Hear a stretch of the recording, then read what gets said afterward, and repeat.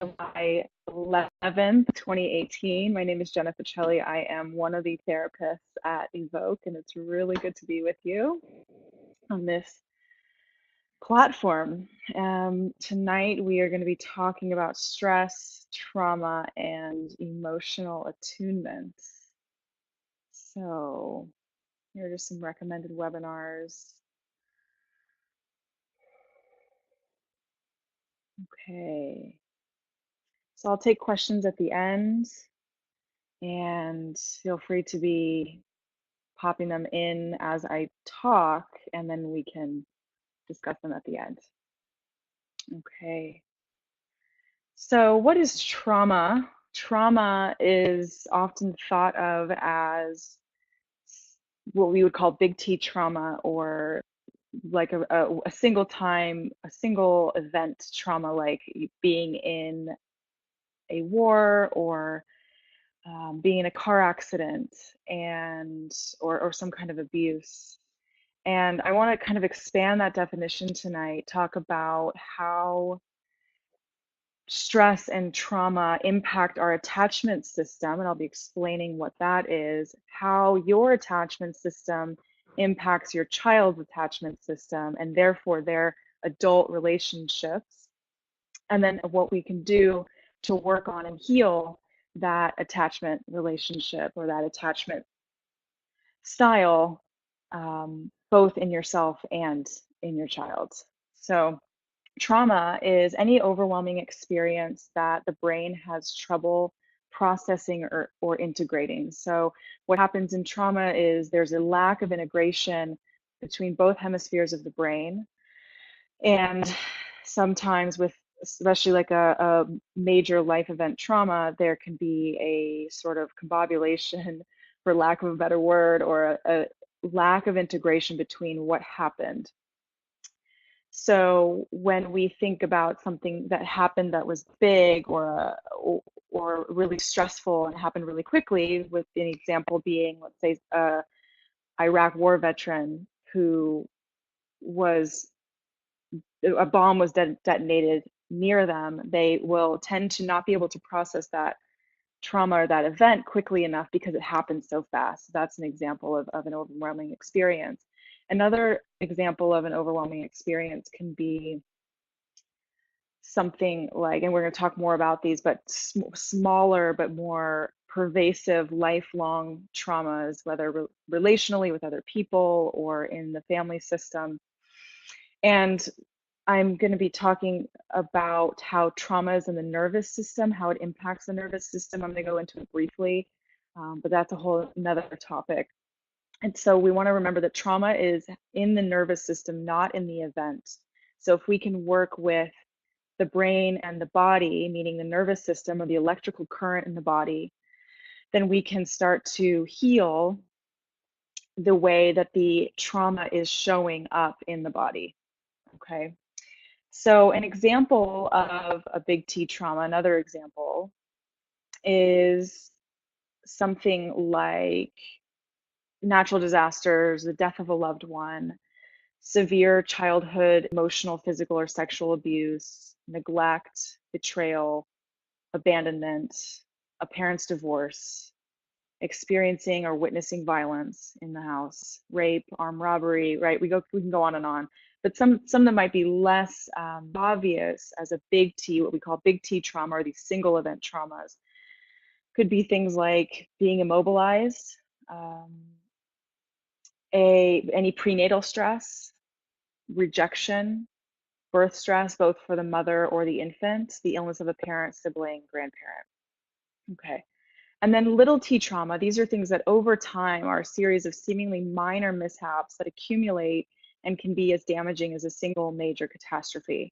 So some of these less obvious cases of trauma can include minor car accidents, falls, minor injuries, medical or dental procedures, especially when involving anesthesia, pelvic examinations, being left alone, waiting to be left from school, being lost in a strange place, feeling unloved or criticized or unsupported or unrecognized. It's a big one. A parent who drinks or rages or withdraws emotionally, who gambles, a parent who is sick, anxious, or depressed. We're going to be talking more about those nervous system states in the parent and how that impacts the child. A parent who often comes late or breaks promises, financial difficulties in the family, moving house, changing schools, the birth of a sibling, having a sibling who's more intelligent or gifted or beautiful or popular, um, food poisoning, even death of pets, not being picked for the team, not being invited to a party, being teased or bullied by their peers, unfair or harsh punishment, hurtful comments by a teacher or parent, or being rejected by a friend or romantic partner. So we want to remember too that trauma is subjective to the individual. So what may not feel traumatic to one person could be to another. So an example of this was when I played soccer in high school, and I felt very passionate about it. And I didn't make the team my senior year. I didn't make the varsity team after playing JV for 3 years. And my mom, I remember being pretty distraught, and my mom had lost her dad in Vietnam. He was shot down and was MIA in Vietnam and never came home. So also we're looking at her big T trauma, right? A big single event trauma. And then my more pervasive, it kept happening, this rejection, this being let down. And something that she said to me that felt really traumatic for me, was actually almost worse than not making the team, was her saying, well, your dad didn't die, so get over it. Right? So we have to remember that sometimes the reactions that we have towards our children or towards other people can feel like, I remember exactly where I was standing when she said it. I have a very visceral, somatic response. And if you're already kind of nervous about the things I'm going to be presenting tonight, I just want to remind you to go back and listen to our podcast episode of the webinar on cause and effect parenting and how that is a thinking error. So I just kind of want to preface this as well with all of these things about trauma and attachment are true based on research. And that being said, it's up to your child to take their lives into their own hands and to heal themselves as well. Okay. So what is the attachment system? The attachment system is an inborn system that causes the child to attach to their caregiver for survival. And through this process, their brains are shaped. So when they are born, they have billions of neurons that have been unshaped. It's kind of like they have all these excess brain cells that need direction. And the way that their brains are organized and the way that that synaptic pruning, or the way that those brain cells get trimmed so that their brain is organized and makes sense and is coherent so they can function, is based on their relationship with their caregiver. And this is through the attachment system. So the parent's brain is directly impacting the child's brain through their relational interactions from when they're born, and probably before they're born, all the way through childhood and into adulthood. And then they will have other attachment figures like partners, romantic partners, best friends, maybe eventually their spouses, that will eventually replace you as their attachment figure, or their main attachment figure. They never replace a parent, but they will kind of come in as that person's main attachment figure, okay, as an adult. So that's the normal, or the kind of the more common pathway of attachment and how that happens as adults. And so this is, again, the relationship of the child to the caregiver over time. And the attachment shapes not only the developing mind, but also the self-regulatory circuits in the brain. Okay.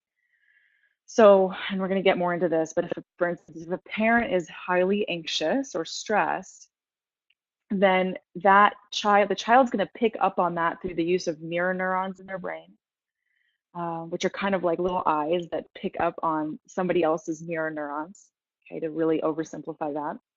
And they will connect and be shaping one another. And so if that parent is anxious, the child picks up on that implicitly and somatically and through different parts of their brain, and they start to wire towards anxiety as well, or security and safety, and moving through the world in a comfortable, healthy way. Okay.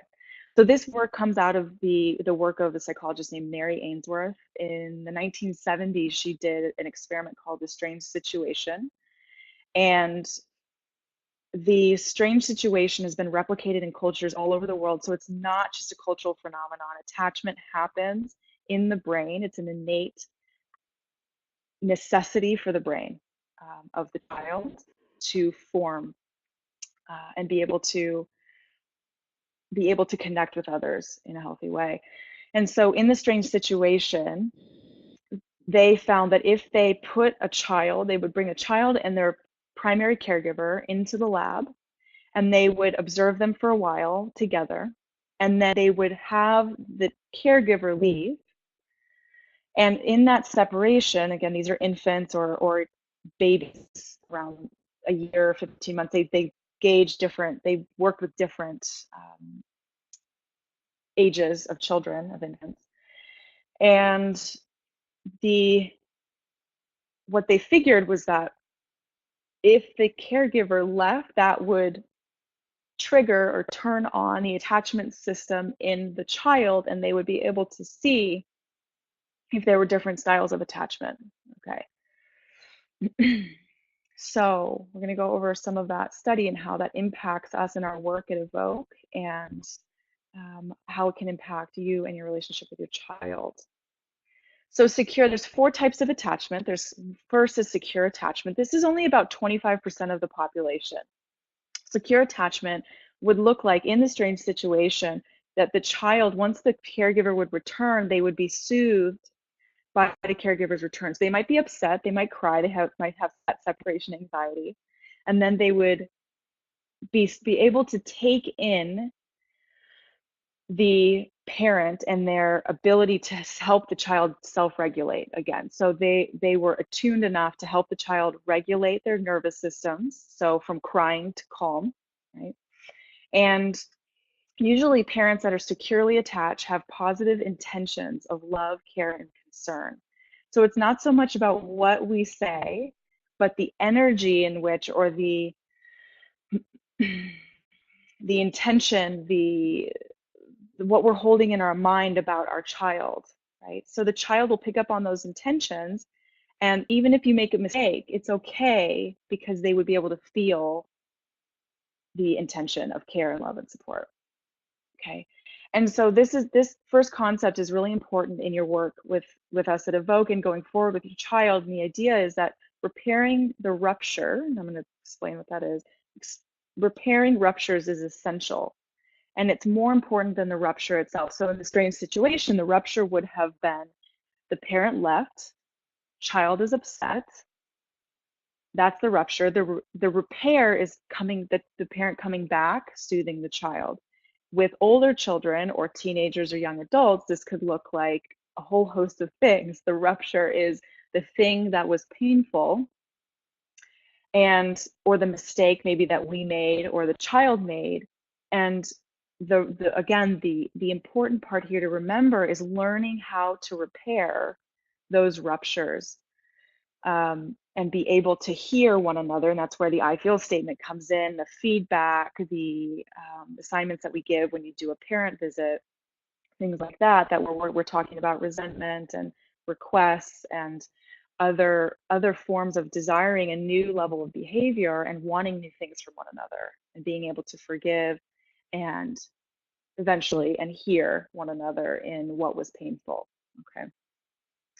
And I think it's important to remember as well that it's possible to be human and still be full of love. Okay. So meaning that we can be imperfect and still be full of love, and that's okay. Right? This idea of perfect parenting is a myth. So we can just let ourselves off the hook and remember that adequate parenting, good enough parenting, is really what we're going for, right? So if you're hard on yourself, please remember that. So a securely attached person as well, typically when you ask them about their lives as adults or as a teenager, they're going to have a more balanced story. So that would look like I had a pretty good childhood. My parents had this and this going on. They might have been stressed at this time, but I know they did their best. Right? Remember that intention piece. I know they did their best. I know that there was a lot of love in the house. We weren't perfect, and I was happy. Right? So we're holding both the imperfection in the family, which is always going to be there, and the fact that we felt that love and care and support.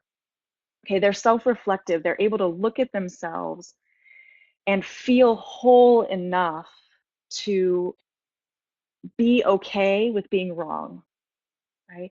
If we're thinking that we are never wrong, we didn't make any mistakes, or whether we didn't have anything to forgive with our child, we didn't do anything that could have hurt the child, that's a really strong indication of a not whole self, of feeling too insecure to admit that we are imperfect, right? And I call this something that my therapist says. She talks about having this internal stuffing that fills us up. And this is what Brad Reedy will call our sense of self, and many psychologists and psychotherapists will call this sense of self, or this ability to feel whole despite being imperfect. Okay.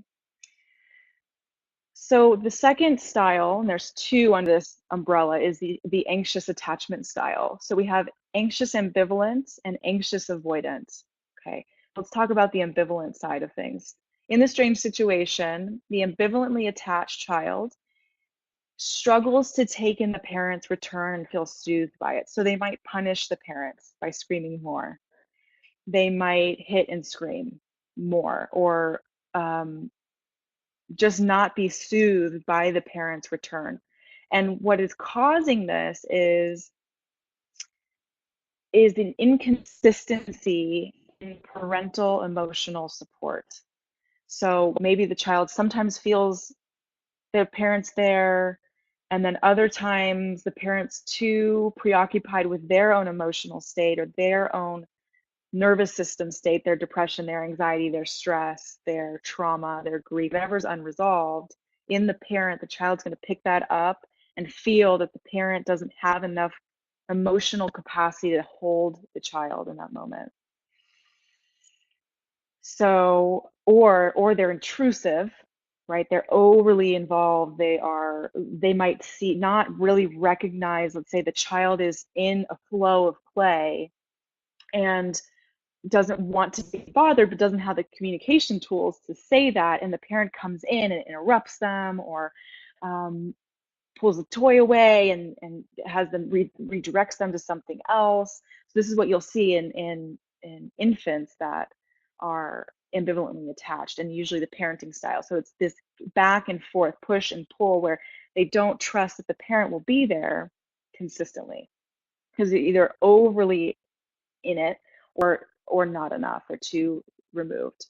So the parent usually is anxious, ambivalent, and feels anxious, perhaps, as an example, when approaching the child. Like maybe a mother or a father feels insecure about their ability to parent, and they come to the child with that anxiety. Child picks that up, takes it in through their mirror neurons and all different parts of the brain, the nervous system, and sponges that in. So they're sponging in the adult's internal state, and that is starting to wire the brain, that child's brain, in a way that is going to copy that parent's internal state, right? So again, the ambivalently attached child will push and pull, and adult will push and pull in relationships because they can't trust that the person will be there consistently. Okay. And then the anxious avoidant side is the other end of the spectrum. So usually you're going to see the ambivalently attached child kind of come in as adults. They're really wanting to maybe enmesh, or they're wanting to really engage with somebody. They will chase somebody. They want that connection. They want it to be really secure. But because they feel so insecure about it and so scared and nervous that it's going to be taken away, they will push a lot harder in relationships than than other people, than a securely attached child would. Okay. So then on the other side of the spectrum is the avoidantly attached child. And this, in the strange situation, the child is going to appear to be unaffected by the parent leaving and by the parent's return. Okay, so they might just be playing, nothing, flat affect, no sort of emotional clue, at least externally, that they're upset by the parent leaving. Okay. However, when hooked up to brain scans, what we find in the anxiously avoidant person is that their nervous systems are highly dysregulated, meaning they're extremely stressed and anxious when the parent leaves and when they return. Okay. And usually this is when a parent doesn't have the capacity to be present. They're pretty aloof themselves. And it goes back to that intention of the child picking up that there is no internal intention in my caregiver to know me, to spend time with me in a way that really allows me to explore who I am. And the parent maybe doesn't have the capacity or the tools or their own inner knowing to be present for the child and help them know themselves. Okay, so again, there's no internal intention in my caregiver to know me. So then that results in the child starting to see reality as purely on the physical plane. And they will struggle in their lives to be filled with an internal world of emotion.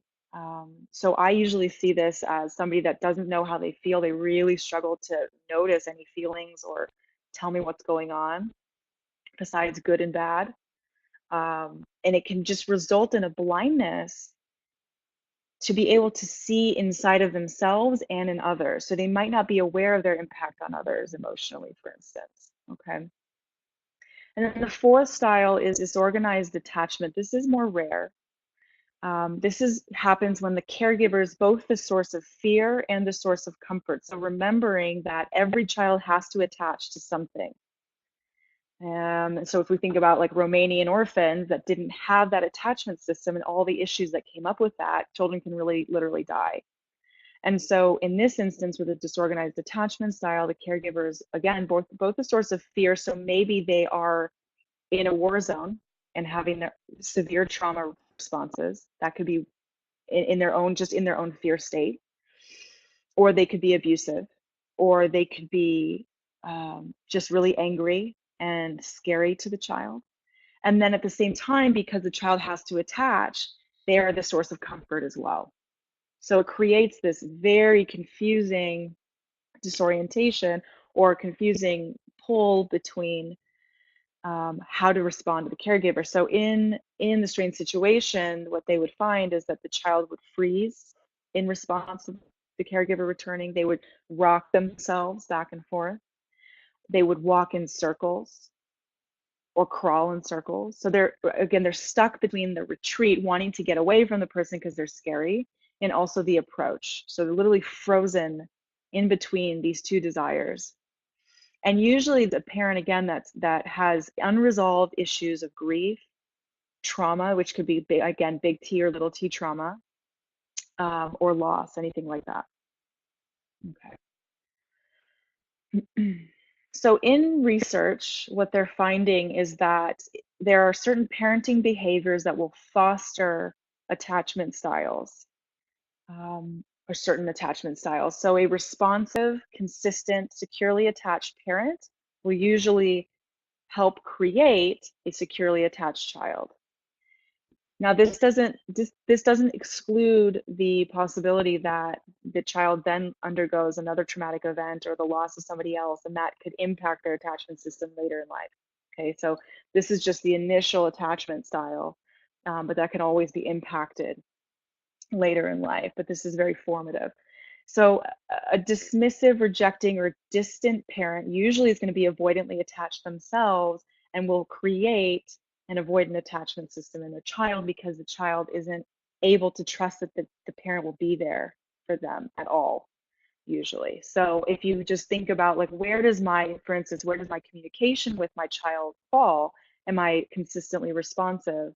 Am I warm? Am I loving? Am I learning the tools that evoke is teaching us, right? Or do you have a pattern of being dismissive or rejecting or minimizing your child's feelings, or saying things like, it'll be okay, right? Sometimes it's such a small thing, and so many people say it like, it's okay.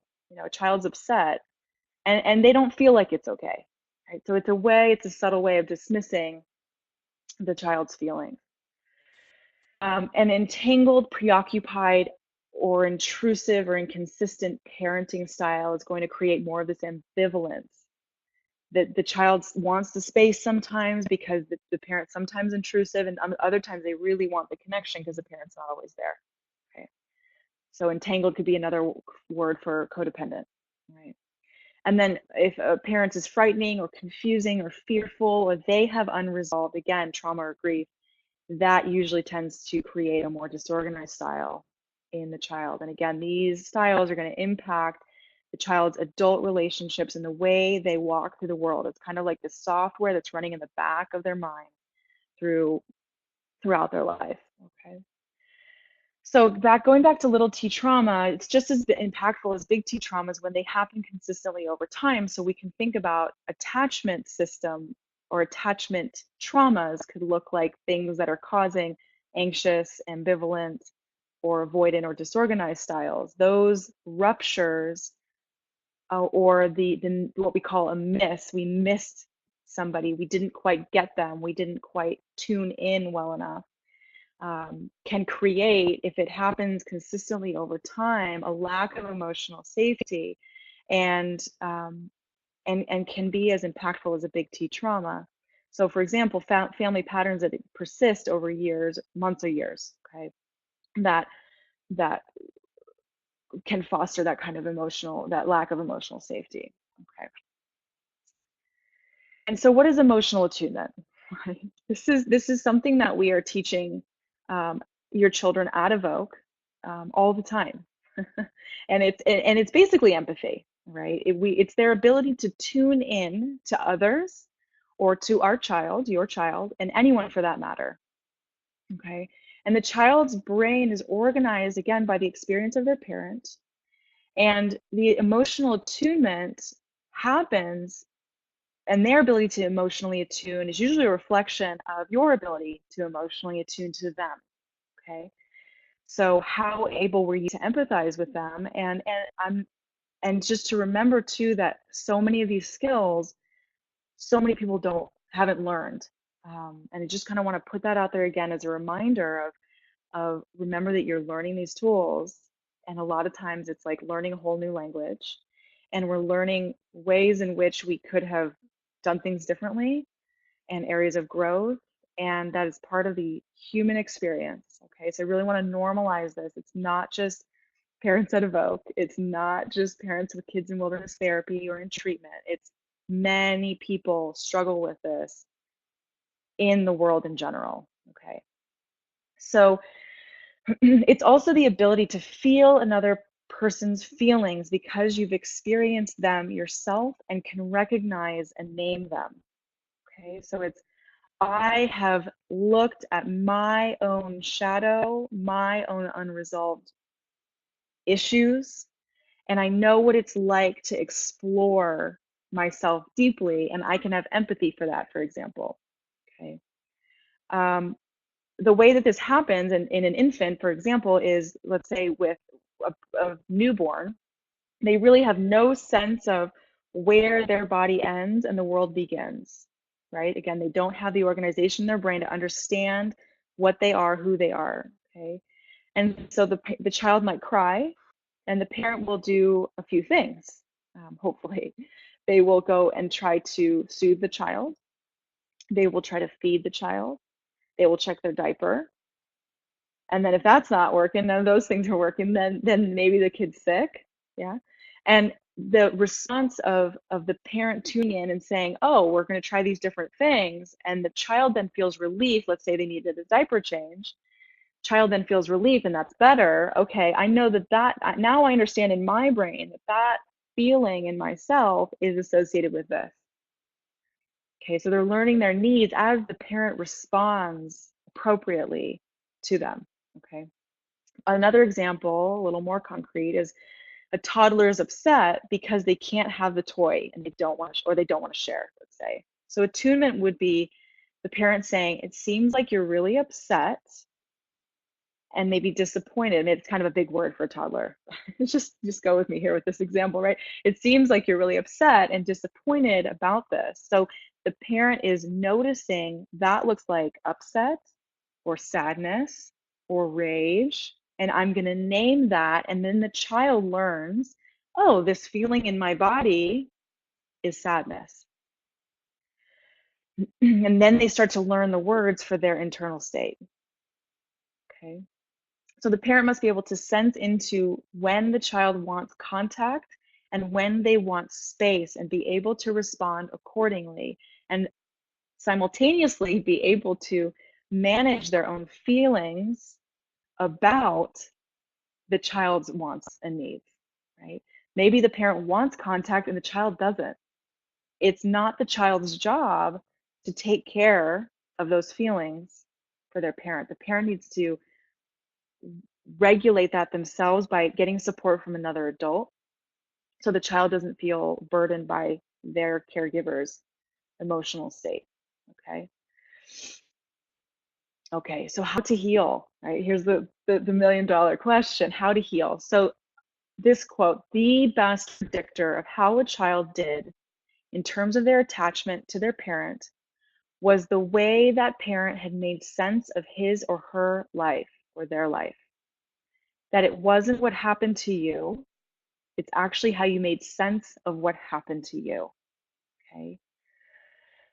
So this idea that we can just move on from our childhood is not, and just get over it, or not look at it, or not work with it, or not discover other parts of it, or say, I already know everything there is to know about my childhood or my wounding, is not effective in terms of helping our kids.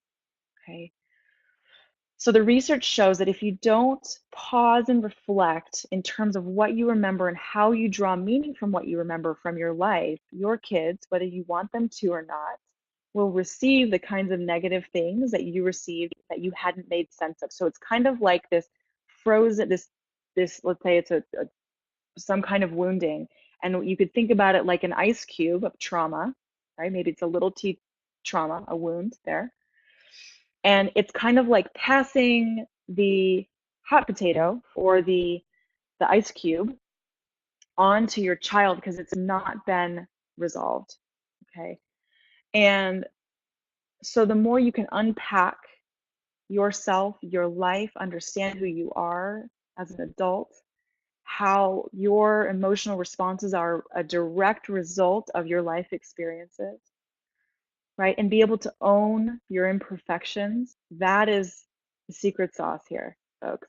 Right? So, because then you're defrosting that ice cube for them. You're cooling off the hot potato and able to say, here's the work that I've done, and that will massively impact their ability to feel responsible for themselves because you just showed them how to do the work because you're doing it, right? And so this is why ongoing psychotherapy for parents is critical, and why ongoing self-care. I'm always telling my parents, please take care of yourself. Go on vacation. It's okay. If your kid's at Evoke and you go on vacation, if you go get a massage, whatever it is, to be doing the work, or in 12-step groups, right? We ask all the parents at Evoke to go to at least 6 meetings so that we can look at how really the 12-step meetings are about how to be in a relationship in a healthy way and how to work through codependency, right? That's kind of a tangent, but this ongoing work and self-care is critical, especially while your child is with us at Evoke and in their next steps. Okay. Again, this is a parallel process, and it's critical. The best thing that you can do for your child in this time is to know yourself and to take care of yourself and to learn yourself, to be open to learning more about things about yourself that you didn't know. Okay. And this is really what we mean by supporting your child. I think sometimes parents don't quite understand what I mean by that when I say, what is support going to look like at home, right? Yes, it's the tangible things like therapy and maybe parent coaching and maybe a home contract. But this is what I'm talking about here is more of the subtle, uh, soft skills of support, okay, that need to be in place and that need to be worked on by every member of the family, okay? So how do we build the neural circuits for resilience and kindness in ourselves and in children? So if thinking about how do we impact our kids so that they can be more resilient and be kinder, right? It's this idea of being versus doing with your child. So the right brain likes to be with what is. It's our the more creative side of the brain. It's not trying to fix everything. It creates attunement and empathy. And this is the side of the brain that turns on when we are just with, when we're not trying to change their feelings, change their mind, tell them why they should feel something else. Why do we just do, you're doing something already just by being together. That quality time is so important. So this is why we often say, please don't bring any gifts or food or things when you come visit your child, because we want to teach the child that the being together is enough, and that you as a parent, your presence as a parent is enough, without all the gifts and the even just bringing in a little outside food, for instance, right? Like you are enough as a parent, your presence is enough, and is really sacred to your child a lot of the times, right? They really love seeing parents in the field. And then the left brain is more of that doing side. It's our verbal processing center. It's our logical mind. It's more associated with the thin neocortical centers in the brain that create our cognitive uh, cognitive or just our cognitions, our thoughts, right? And it's the side that's scheduling things, that's organizing things, that is managing their kids' lives, right? Appointments, school, anything, soccer, right? And they miss in all the doing, they're missing the chance to just be present with the child. Okay. And so if I don't take the time to align with you and really try to understand where you are emotionally, I will miss you. It's like strangers passing in the night, right? Or two ships passing in the dark. You're going to miss one another, and we won't know each other more deeply or understand one another more deeply. Okay. And so kindness and resilience come from being able to connect with my own inner world to the degree that I can then relate to others and sense what it might be like to be in shame or to be in sadness or to be experiencing anger, right? And there are a lot of cultural stimuli and pressure in family systems that focus on, again, external stimuli, like this idea that a child can't be bored. I think is one of the most damaging things that we can do for our children. To not let them be okay with being bored, and it's okay to just stare at the wall. They'll get creative, right? They have to learn to just to be okay, like digging in the dirt and finding worms, right? And if we're so anxious we can't just let our child be, like we want to be connected to them, for instance, on through our phones as an example all the time, then we're not showing an example of self-care. We're showing just an over focus or a overemphasis on needing outside stimuli to feel okay. Okay, so this also goes back, and this is really what mindfulness is just being present and being aware of myself, what's going on around me, yourself, your child. Um, and it's a buzzword for a reason, and it's been around for thousands of years for a reason, right? Different teachers have talked about this throughout time, um, because it's so important, right? And so how to help your child. So again, it's the upstairs brain, to oversimplify it. We've got this upstairs brain of the cortical rim. It's very thin. It's that, again, that letter of the law, the black and white, the newer brain, as far as evolution goes, that is controlling a lot of our thoughts. And this is where cognitive behavioral therapy, dialectical behavioral therapy, CBT, DBT, acceptance and commitment therapy, these are all working with thought patterns. And then the downstairs brain, everything that is subcortical or more emotional. Again, it's like that spirit of the law. It's the gray area. It's the fight, flight, freeze, older part of the brain, which is stimulated in a trauma response. So again, going back to that idea that trauma is not in the story, it's in the nervous system. And it's emotion and motivation. So the motivation of your child actually lies in these deeper emotional parts of the brain. Okay. And that upstairs brain also, when we think about willpower, for instance, it's a lot of our willpower is happening just in that neocortical center, the front, that part behind the frontal lobe. And we only have a limited amount. It's like a muscle. It's like a gas tank, and the more we use it in the beginning of the day, the more it starts to wear out towards the end of the day. So if you notice, it's harder to work out at the end of the day. It's because you have less willpower at the end of the day because you've already used it for a million other things. Okay.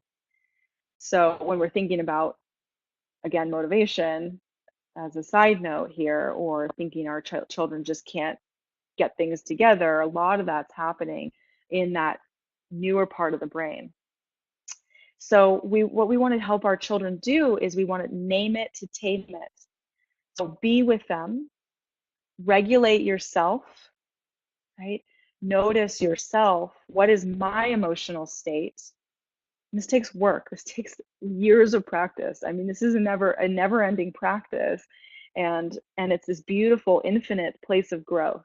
Okay, so you can think about it as I'm just continuing to learn about myself and my own emotional responses.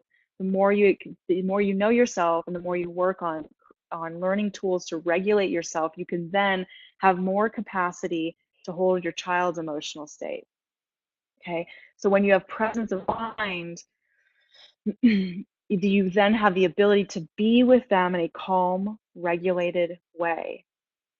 When you get dysregulated, meaning flipping your lid or not able to stay calm or hear them, right? Then that's a time for an adult timeout.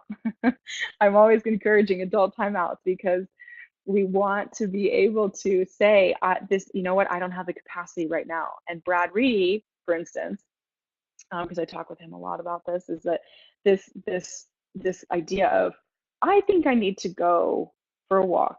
And you won't always say, like, I don't have the capacity to hold this stuff right now to his children, because they wouldn't always get that. Or I'm going to go to a baseball game, or he'll go in the other room, right? We can remove ourselves when we're not feeling that ability to hold space for our children,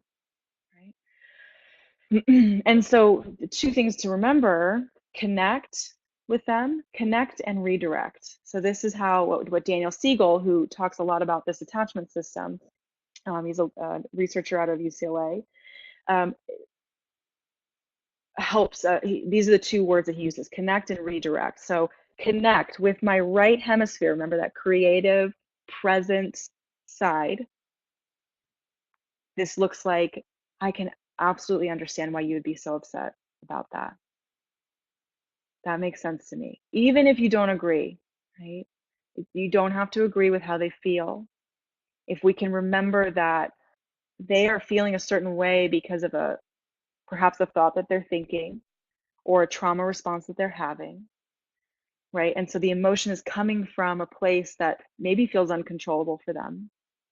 And we want to just be able to have empathy for that, even if we don't agree, or even if it seems ridiculous, or even if it seems way out of left field. That ability to just validate, that makes so much sense to me. That sounds really painful. Or, I'm so excited for you. This is not just about these difficult emotions, it's also about their joy. Can you mirror them and really be with them in their joy? Of, I just busted a fire, for instance. Wow, that, like, just feeling the joy in yourself. What would that mean for me? So it's really that empathic resonance of, I'm with you in this place, wherever you are. Okay. And that will almost instantly soothe their system, right? So you connect and then you redirect. So, okay, let's talk about that. What is it that you're hearing? Oh, I'm hearing that. I'm wondering if you're feeling scared, or I wonder if this is what you're feeling, or you're feeling anxious, or the question that I like is, how do you know? How do you know that's what you feel? And then you can start to talk about it. But if you start going into talking about it, or connecting, or starting to redirect them too soon without the validation, the behavior will increase. The emotion will increase because they're not feeling heard, and people get louder when they don't feel heard. Okay. So again, this calms our system down. And in order for kindness to show up, we have to be willing and able to look inward. We have to be able to regulate ourselves, to manage and know our feelings, and then express them and be able to put them aside for the time being to be with the child's feelings and state of being. Okay. So how does wilderness fit into this? Wilderness therapy is experiential therapy. So we are hiking, making fires. It's a primitive living, and it's intensive, integral or holistic practices to help bring all these parts of them together. And so we're forging this resilience, the persistence, the cooperation, and importantly, increased distress tolerance and the ability to handle and manage difficult feelings. Okay. Also, this healthy, secure attachment with new caregivers. So for primarily staff and therapists, the emotional attunement that happens in the field is in a secure, structured environment. And this is why we see kids do so well in wilderness, because it is so structured and so safe and contained. And for more about this and more about why they might regress when they go on to their next step, whether it's aftercare or wherever, whatever the next step is, the structure is a little less. And so that we have a podcast on that as well. If you want to listen to that, that's a really helpful one if you're wondering about what it's like and why kids will regress. You can go back. There's a podcast called Regression and something else. You'll find it in there. But they are seen and heard, and so that they can then know what it's like to feel that. They have a new experience of what it's like to be securely attached, to both have the emotional attunement and also the healthy boundaries and the expectations that we provide in wilderness therapy. And then this creates a new experience for attachment. And the way that we create a new experience for attachment is working in the here and now in a relational way between therapist and client, or staff and client, right? And so the here and now, again, is the basis for this change and growth. All right. So the take home tonight is, when you learn and heal yourself, you change and increase your capacity to be with your child, which then changes their capacity to handle the challenges that life throws at them. Okay. And secure attachment is attainable even as adults. Okay. So if this is hard for you to think about or work with, just remember that it requires patience and work with a securely attached other, usually a therapist, and self-reflection. Okay. All right. So take live questions.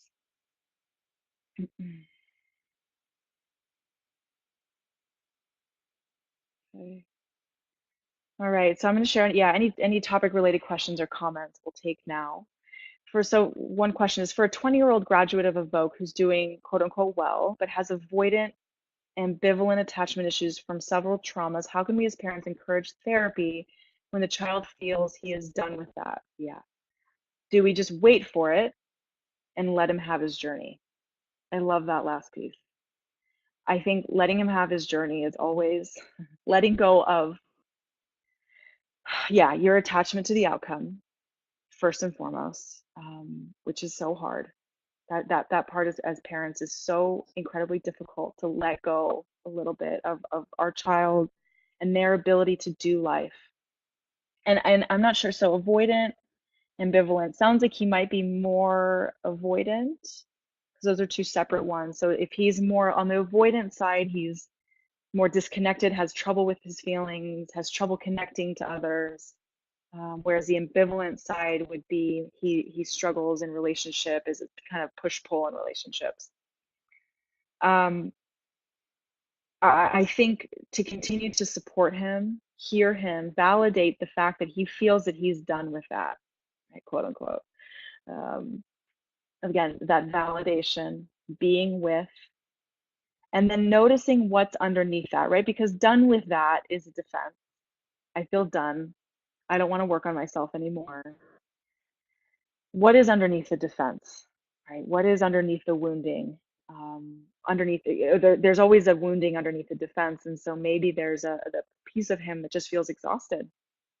Sometimes we are so exhausted from all the therapy, we do need just more fun and play and um, and self-care practices that aren't so heavily therapeutic while also balancing being done with that. So it sounds like he might just be kind of burnt out.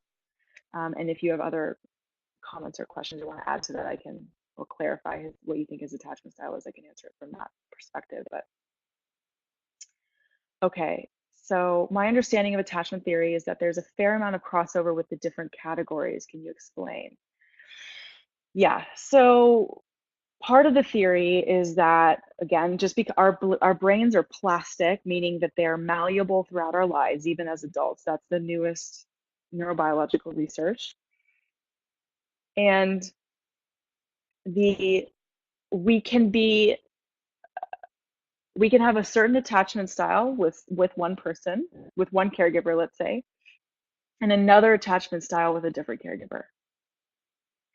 So what this creates is in our adult relationships, then, if some, let's say I've got a more avoidant attachment style with my dad and a secure attachment style with my mom, I can, I might meet somebody who triggers my avoidant style with my dad because the psyche is always trying to heal itself, right? So we are going to attract in the people and experiences that we need that are going to trigger the things in us that need healing, right? So we can cross over and have different kinds of relationships with different kinds of people, okay? Until we can heal, oh, I've got some avoidant tendencies, right? And I love that question because it is not black and white. Nothing about the mind is really that black and white, especially when we're dealing with emotion. So I think the more that we can hold, that we can all hold this and this sort of expanded state of mind of like, wow, this is a complex thing. And I can show up in different ways for different relationships. But what is pretty much always true is we are going to recreate those relationships with our adult attachment figures that are a reflection or a mirror of the ones we had in childhood. Okay. Um, and this is often why I like to joke that we keep dating the same person in a different body, right? If we don't learn from or we keep interacting with people that seem like the same person but in different bodies. Okay. Any other questions? So if you're wanting to learn more about any of these things, we have the next Cascade, the next parent workshop is next weekend at Cascades, Evoke Cascades up in Bend, Oregon, beautiful Bend, Oregon. And we have one every month. They alternate between Entrada and Cascades. And that is a powerful experience for parents to connect with other parents who also have their children in wilderness therapy. And I have seen that be incredibly healing because they don't feel so alone. I think sometimes this experience of being a parent with a child in wilderness can feel incredibly alone and alienating. And the more support you can get, the better off you'll be. Right? Again, it's that managing your emotions about things with other adults, not your child. So that's coming up next weekend. We have a Finding You intensive that starts, I think next week on the 18th. And that's a deep dive into who are you, what is your work. It's kind of like a therapy accelerator, a therapy jumpstart. Um, we have other professional retreats and family intensives that we can create custom for families. And I'm trying to think if there's anything else. I think I could be missing other things, but those are that's on the docket coming up. And And then I will be in Chicago. So if you're in Chicago next week on Wednesday night, I will be leading a parent support group next Wednesday night in Chicago. And then, thank you. Yes. So email Melanie at evoketherapy.com to RSVP for that. And that's next Wednesday, July 18th, 6:30, 8:30 p.m. at the Renaissance, Chicago, North Shore. And then I will be on the leading the webinar the week following as well. So we can hop on and connect then as well. Okay. All right, everybody. If there are no other questions, okay, let's see, workshops. Yes. Okay, Entrada, yeah, August 11th to the 12th. That's the other parent workshop. Cascades is next weekend, or yeah, July 21st, 22nd. You can contact Gail at evoketherapy.com to sign up for those. Okay. Pursuits trips, it's like therapy light or adventure therapy for anywhere from 1, 7, 14, or 28 days. And then our next webinar, I believe we have one more. Okay. One more follow-up question. Is there a place to talk to your adult child about the diagnosis of what kind of attachment they have if they have not ever been told about it or seem to receive it? I'm thinking that that means that they don't know, they've never heard about it before. And is there a way to talk to your adult child about the diagnosis? Yeah, I think you can always talk about this, and just also remember that it's not a diagnosis. It's just a style, and it can be healed and worked on. And what I would perhaps start with if I was talking to my adult child about it is I would say, I just was listening to this webinar or podcast through Evoke, and I learned this about myself and these attachment styles. Are you open to us talking about it and discussing it further? Because I think it's really interesting, and I wonder what you think you are, or how you think you move through the world, and ask for their collaboration in that. Um, and even writing about it in your letters to them. Starting from your experience and owning your style is always so impactful for a child to see their parent take accountability for themselves, or to name things inside of themselves, and then you're showing them just through that how to do it for themselves, right? So that's what I would start there, and start from that kind of collaborative spirit of, I'd love to talk with you about this, and I find it really interesting, and I'd love to hear what you think you are, and ask. Yeah, yeah. This is really this has changed my life dramatically, just knowing these things about myself. So I hope. Okay, here we go. Thank you. This is excellent. A lot of aha moments. Thank you. Excellent presentation. Thanks, everybody. It's really nice to be with you tonight. I love supporting parents and with you in your journey. And please let us know if there's anything else we can do to support you. We're always here for you on this journey. And I really respect the work that you are doing in just being on this webinar and listening to these podcasts and being in your own therapy. I have so much respect for that, because it's so powerful for your child, and that's the hard, nitty gritty, rubber meets the road work that is hard. Okay. And so I just want to affirm all of you for being here and doing this work with us. Okay. All right, everybody. Thank you so much for being on, and we will see you soon. Have a wonderful rest of your evening.